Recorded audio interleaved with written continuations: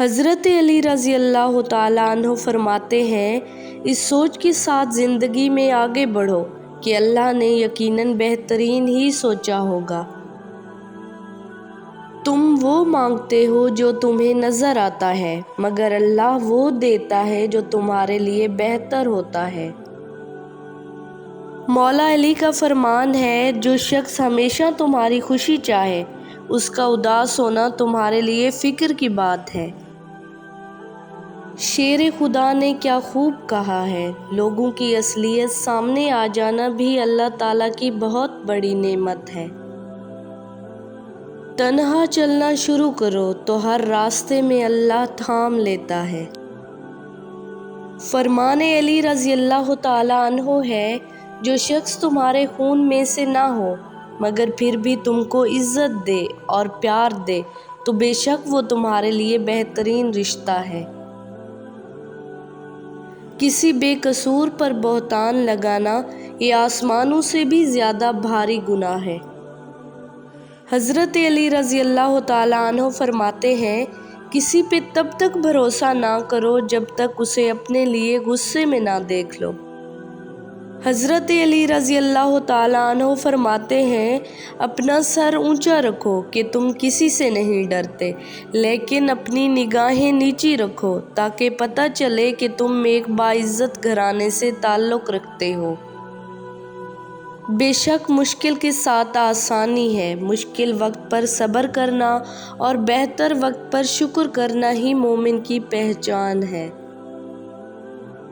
شیر خدا فرماتے ہیں، رشتوں کی خوبصورتی ایک دوسرے کی بات برداشت کرنے میں ہے، اگر بے عیب انسان تلاش کرو گے تو اکیلے رہ جاؤ گے۔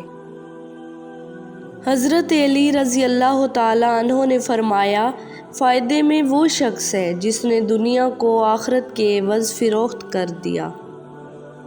مولا علی رضی اللہ تعالیٰ عنہ فرماتے ہیں، کبھی اس کو نظر انداز نہ کرنا جو تمہاری پرواہ کرتا ہے، ورنہ کسی دن تمہیں احساس ہوگا کہ پتھر جمع کرتے ہوئے تم نے ہیرا گنوا دیا۔ حضرت علی رضی اللہ تعالیٰ عنہ نے فرمایا، سب سے بڑا جاہل وہ ہے جو ایک پتھر سے 2 دفعہ ٹھوکر کھائے۔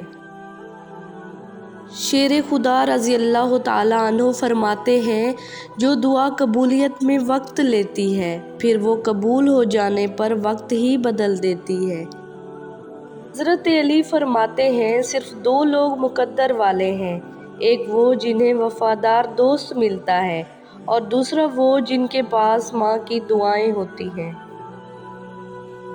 مولا علی رضی اللہ تعالیٰ عنہ فرماتے ہیں، 6 چیزوں کی شکایت کبھی نہ کرنا، اپنی قسمت کی، اولاد کے سامنے اپنے بڑوں کی، اپنا ذاتی مکان ہوتے ہوئے اس کی تنگی کی، بھول کر بھی اپنے ماں باپ یا استاد کی، غیر کے سامنے اپنے دوست کی، رخصت کرنے کے بعد اپنے مہمان کی۔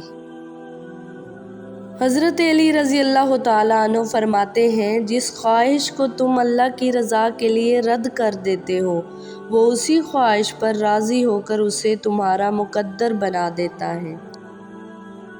یہ دنیا بھی کتنی عجیب ہے، ایماندار کو بے وقوف، بے ایمان کو عقل مند اور بے حیا کو خوبصورت کہتی ہے۔